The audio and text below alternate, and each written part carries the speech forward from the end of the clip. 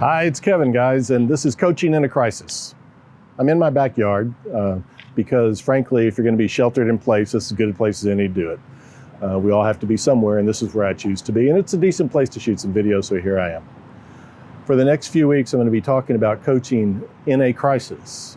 Some definitions are in order. First off, who are you coaching? I'd like to think you're coaching everyone who works directly for you. They're the most critical. And you're going to, people say, well, how frequently? Well, once a week's not too much. So let's use that as kind of the middle point. Twice a week would be great. Every day, I don't know your business specifically, but that may be much. But you ought to be checking in regularly, and those check-ins should include a component for coaching, and that's where this comes in. So the who is those people. The what, well, a crisis is an environmental event outside of our control that adversely affects our ability to conduct our normal operations at work. That's my version of a crisis, and that's what we're going to be using as we walk through this. When we talk about coaching in a crisis, it's not necessarily hugely different than the normal coaching that I may do, that I may have done with many of you watching this. Where it is different is in two distinct areas. Number one, the personalization level goes through the roof. For those that have worked with me know that I'm pretty personal when it comes to our coaching relationship anyway.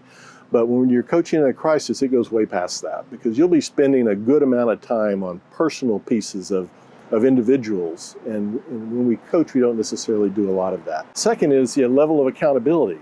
It goes up significantly as well because the personalization went up. Those two kind of go hand in hand. And we'll talk about how that works here in just a second. So now when we talk about the how we go about it, there's three significant steps. And I would call them elements, but actually I think there probably are kind of linear steps, a 1, 2, 3. The first step is feedback. First part of the conversation, whether video or phone, is get feedback. Start with yourself. Give a little bit about, here's how my week went. Share emotional stuff. Share major events that occurred that were both positive and negative. Those are crucial to get people to open up and share with you.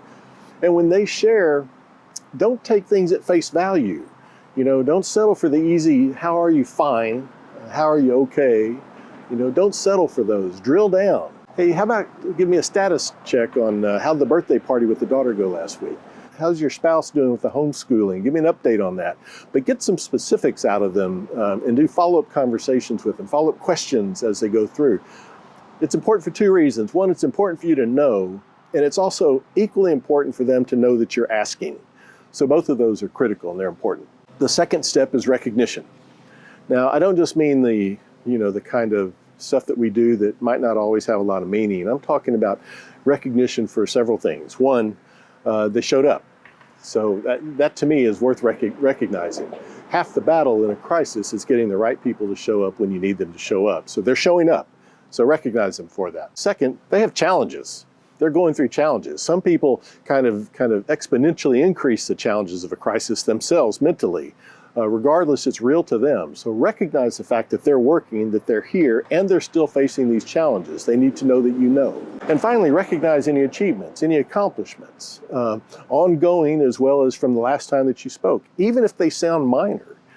People just doing their job is an accomplishment in the middle of a crisis. That's how we get through these, is people coming to work and doing their job. So thank them for that and recognize that they've actually done it. The final step is focus. Now this is where we need to get the work done. We're doing this, we're going through this, we're making a lot of adjustments and stuff so people feel comfortable, so people are safe, but also so we can keep the business moving forward. And so let's not forget that, and don't let them forget it as well. There's a couple of reasons it's important. One, we need to get things done. You know that, I know that. You're still going to be held accountable. They're still going to be held accountable. So it needs to be done. But two, they need to know someone's in charge. They need to know someone is in control.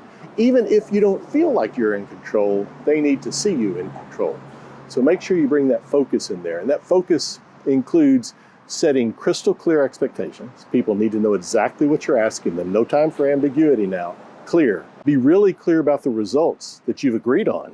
Exactly when, exactly what can both of us expect to happen. And then finally, don't leave without a follow-up guarantee. So an assurance that we're going to talk again next Tuesday at 9 or whenever.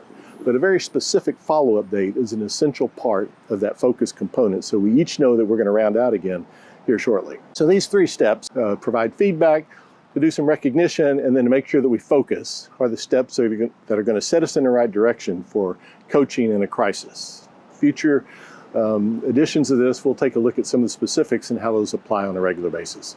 Until then, stay safe.